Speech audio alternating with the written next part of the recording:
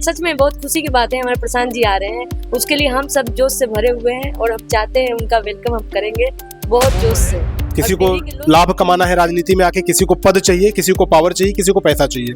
तो आपका क्या लक्ष्य है राजनीति में आने का? क्योंकि एक बिहारी होने के नाते मुझे दुख होता है, मैं बिहार को एक संपन्न बिहार देखना चाहती हूँ, एक विकसित बिहार देखना चाहती हूँ, और ये तभी संभव होगा जब यहाँ के लोगों की स्थिति सुधरेगी। तो कांग्रेस के गए जमाने हो गए, आप देखेंगे तो 20 साल लालू, अब नीतीश जी 19 साल से कुर्सी नहीं छोड़ रहे हैं, लोग कुर्सी कुमार भी कह देते हैं, सुशासन बाबू कहते हैं। तो क्या लगता है कि इस बार आप तो जनसुराज से हैं, जनसुराज आपकी नई पार्टी है, तो आप लोग कितना चुनौती उन पार्टियों से आपको मिल रही है?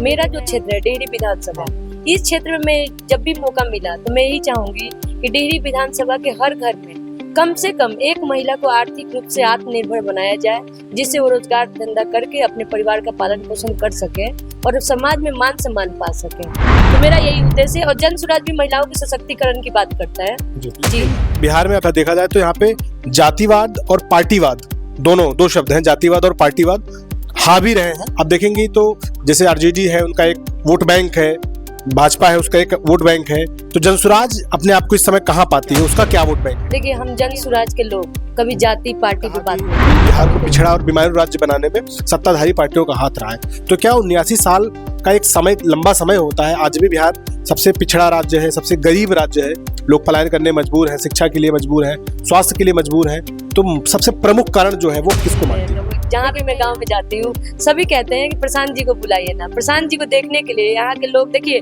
दूर दूर होते हैं, सभी लोग नहीं जा पाते हैं, तो लोग चाहते हैं कि डेहरी में कब आएंगे। मतलब मैं रोज जाती हूँ, दिन भर में 10-20 क्वेश्चन आ जाते हैं, डेहरी में कब आएंगे, डेहरी में कब आएंगे। तो नमस्कार, आप देख रहे हैं फ्लैश टीवी, मैं हूँ आपके साथ अखिलेश यादव।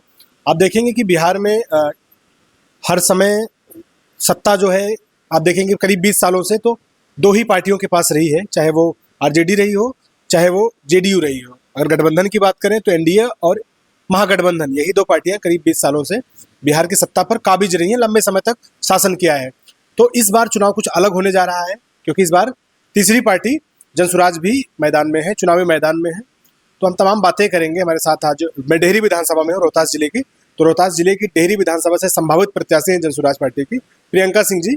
इनसे जानेंगे कि क्या जनसुराज पार्टी के आने से बिहार में या इनके डेहरी में या रोहतास जिले में कितना परिवर्तन देखने को मिल रहा है, लोगों में क्या उत्साह है, क्या वाकई में जनसुराज को लोग तीसरे विकल्प के रूप में देख पा रहे हैं। तमाम बातें हम जानने की कोशिश करेंगे और ये भी जानेंगे कि इस बार बिहार में किसकी सरकार, मुद्दे क्या होंगे, किन मुद्दों पर चुनाव लड़ा जाएगा। मैम, स्वागत है आपका फ्लैश टीवी। धन्यवाद। मैम, जैसे कि मैंने कहा कि बिहार में दो मजबूत धड़ा, चाहे वो एनडीए हो चाहे महागठबंधन हो, उनकी मौजूदगी पहले से है, लंबे समय से ये लोग सत्ता में है। कांग्रेस के गए जमाने हो गए, आप देखेंगे तो 20 साल लालू, अब नीतीश जी 19 साल से कुर्सी नहीं छोड़ रहे हैं, लोग कुर्सी कुमार भी कह देते हैं, सुशासन बाबू कहते हैं। तो क्या लगता है कि इस बार आप तो जनसुराज से हैं, जनसुराज आपकी नई पार्टी है, तो आप लोग कितना चुनौती उन पार्टियों से आपको मिल रही है?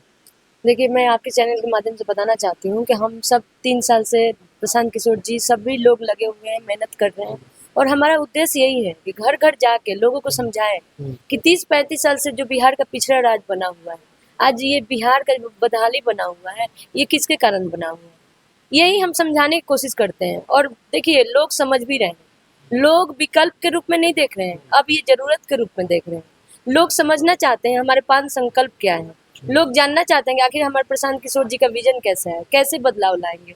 तो लोग बहुत उत्साह से भरे हुए हैं और लोग समझना बुझना चाहते हैं कि जनसुराज ही आएगा। उनको समझ में आ गया है कि इस बार उनकी हित किसमें है, उनकी फायदा किसमें है, और वो सवाल भी पूछना शुरू कर चुके हैं। आपने कहा कि जनसुराज ही आएगा, लेकिन बिहार में अब देखा जाए तो यहाँ पे जातिवाद और पार्टीवाद दोनों दो शब्द हैं, जातिवाद और पार्टीवाद हावी रहे हैं।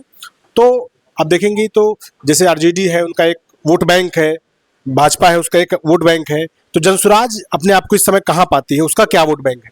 देखिए, हम जनसुराज के लोग कभी जाति पार्टी पे बात नहीं करते, कभी कोई धर्म पे बात नहीं करते, हम बिहार के बात करते हैं, हम बिहार के लोगों की बात करते हैं, यहाँ के लोगों की समस्या की बात करते हैं, हम रोजगार की बात करते हैं, हम यहाँ बिहार के स्वाभिमान की बात करते हैं, कैसे अपने बिहार के स्वाभिमान को लौटाया जाए, हम उसके लिए लड़ रहे हैं। और बिहार की जनता इस बार समझ रही है, बिहार की जनता भी अपने स्वाभिमान को लाना चाहती है। जो 30-35 साल से बिहार हमारा पिछड़ा राज्य बना हुआ है, और यहाँ के नेता लोग को, मतलब सच में मैं सोचती हूँ तो कभी कहती हूँ उनको, वो बिहारी होने का, वो उनको क्या वोट लेने का हक होता है? खाली वोट लेके यहाँ के लोगों के बारे में समझना नहीं है, जानना नहीं है, यहाँ के लोगों का हाल चाल भी पूछने, कभी 5 साल में भी कभी नेता नहीं घूम रहे हैं अपने क्षेत्र में। तो ये गलत है। यहाँ के नेता लोग की कमी है। हमारे बिहार का पिछड़ा राज्य बनाने में उन्हीं का दायित्व है। मैडम ने कहा कि बिहार को पिछड़ा राज्य बनाने में जो सत्ताधारी पार्टियां रही उनका हाथ रहा है, योगदान रहा है। तो भारत को आज़ाद हुए 79 साल हो गए और इन 79 सालों में बहुत सारे राज्यों को आपने देखा होगा, तरक्की करते देखा होगा, लेकिन इतने साल बीत जाने के बाद भी बिहार आज भी भारत का सबसे पिछड़े राज्यों में आता है, गरीब राज्यों में आता है। उसका कारण भी मैडम से जानेंगे और ये भी जानेंगे कि इस बार इतने समय बीत जाने के बाद भी आधी आबादी की बात तो जरूर होती है, महिलाओं की आदि उनका नेतृत्व और हक दिलाने की बात होती है, लेकिन क्या वाकई में बिहार की राजनीति में या भारत की राजनीति में क्या वाकई में महिलाओं की प्रतिनिधित्व जो है वो आधी आबादी के बराबर यानी कि 50% है? मैं खुद घूम रहा हूँ बिहार में, मुझे बहुत कम ऐसी महिला दिख रही जो राजनीति में आना चाहती हैं या राजनीति में सक्रिय रूप से भूमिका निभाती हैं। उनमें से एक प्रियंका सिंह जी हैं। इनसे जानेंगे कि मैम, आपने जो कहा कि बिहार को पिछड़ा और बीमारू राज्य बनाने में सत्ताधारी पार्टियों का हाथ रहा है, तो क्या 79 साल का एक समय, लंबा समय होता है? आज भी बिहार सबसे पिछड़ा राज्य है, सबसे गरीब राज्य है, लोग पलायन करने मजबूर हैं, शिक्षा के लिए मजबूर हैं, स्वास्थ्य के लिए मजबूर हैं, तो सबसे प्रमुख कारण जो है वो किसको मानती है? देखिए, मैं यहाँ पे प्रमुख कारण बताती हूँ कि यहाँ रोजगार करने का तरीका ही नहीं है। मतलब यहाँ पे देखिए, मैं ये कह रही हूँ कि 50% जनसंख्या जो महिला की है, उसमें 30 से 32% महिला का जो आंकड़न सरकारी आंकड़ा भी है, जो महिलाएं काम करना चाहती हैं। महिलाओं को रोजगार चाहिए, यहाँ काम करने का तरीका चाहिए, उनको कुछ ट्रेनिंग चाहिए, जिससे दिन भर में 4 से 5 घंटा वो काम करके अपने परिवार के लिए पालन पोषण करने के लिए कुछ कमा सके। तो उनको काम चाहिए, वो मतलब काम के लिए भूखी हुई है। वो छोटे मोटे रोजगार करना चाहती हैं, जिससे अपने परिवार का आर्थिक स्थिति सुधार सके।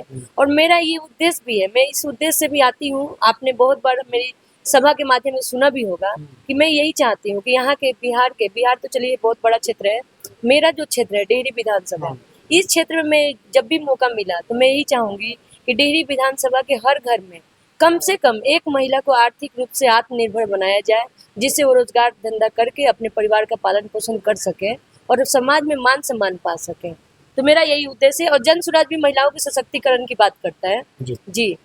आप देखेंगे कि राजनीति जो रही है, पहले के जमाने में राजनीति सेवा का लक्ष्य लेकर लोग राजनीति में आते थे, लेकिन आज के समय में लोगों को पद का मोह है, किसी को लाभ कमाना है राजनीति में आके, किसी को पद चाहिए, किसी को पावर चाहिए, किसी को पैसा चाहिए। तो आपका क्या लक्ष्य है राजनीति में आने का? क्योंकि आप तो ऑलरेडी एक बिजनेसमैन के रूप में सेटल थी, आप बिजनेस छोड़ के आई हैं, ऐसा लोग बोल रहे हैं कि आपने सब कुछ अपना व्यापार धंधा छोड़ के आप बिहार में आ गई हैं और यहाँ की रास्तों के टूटी फूटी गलियों की धूल फाँक रही हैं। तो आपका भी कोई लक्ष्य होगा, सबका लक्ष्य होता है पैसा कमाना, पावर में आना, तो आपका क्या लक्ष्य है? देखिए, मैं बहुत संतुष्ट आदमी हूँ। मेरा जितना भगवान ने मुझे दिया है, मैं बहुत मेहनत से कमाई हूँ और आज मैं खड़ी हूँ और मेरे पास जो भी है मैं बहुत संतुष्ट हूँ। मुझे बस, लेकिन मैं एक बिहारी हूँ, बिहारी होने का हक पूरा करने आई हूँ। यहाँ के लोगों की समस्याएं देखती हूँ, मैं यहाँ के लोगों के बारे में समझती हूँ, तो मुझे बहुत दुख होता है। एक बिहारी होने के नाते मुझे दुख होता है। मैं बिहार को एक संपन्न बिहार देखना चाहती हूँ, एक विकसित बिहार देखना चाहती हूँ, और ये तभी संभव होगा जब यहाँ के लोगों की स्थिति सुधरेगी। तो मैं चाहती हूँ कि डेहरी विधानसभा की जो भी मौका मुझे मिलेगा, मैं जन स्वराज के माध्यम से घर घर तक जाते रहूंगी, समझते रहूंगी, और जो भी हो सकता है मैं बिहार की जनता के लिए करना चाहती हूँ। तो आपने देखा किस तरीके से मैडम ने बिहार की जनता पर केंद्रित अपनी सारी बातें रखी, खासकर डेहरी विधानसभा पर। तो अभी ऐसी सूचना है कि आगामी कुछ दिनों में प्रशांत जी की सभा भी डेहरी में संभावित है, तो सभा को लेकर मैम अब क्या कहेंगी? ये बहुत जोश से भरे हुए हैं लोग। जहाँ भी मैं गांव में जाती हूँ, सभी कहते हैं कि प्रशांत जी को बुलाइए ना। प्रशांत जी को देखने के लिए यहाँ के लोग, देखिए दूर दूर होते हैं, सभी लोग नहीं जा पाते हैं, तो लोग चाहते हैं कि डेहरी में कब आएंगे। मतलब मैं रोज जाती हूँ, दिन भर में 10-20 क्वेश्चन आ जाते हैं, डेहरी में कब आएंगे, डेहरी में कब आएंगे।